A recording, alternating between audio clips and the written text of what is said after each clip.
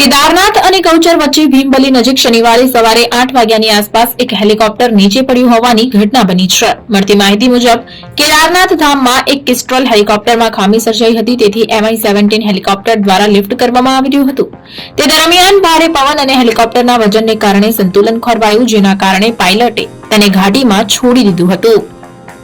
ખરેખરમાં 24 મેના રોજ કિસ્ટ્રોલ એવિએશનનું એક હેલિકોપ્ટર જેમાં ખામી સર્જાઈ હતી। 6 મુસાફરોને લઈને આવેલા હેલિકોપ્ટરને ઇમરજન્સી લેન્ડિંગ કરાવવું પડ્યું। હેલિકોપ્ટરે લેન્ડિંગ પહેલા 8 વખત હવામાં ડોલ્યું હતું, ત્યારથી તે હેલિપેડ પર જ હતું, તેથી MI-17 હેલિકોપ્ટર દ્વારા તેને લિફ્ટ કરવામાં આવી રહ્યું હતું।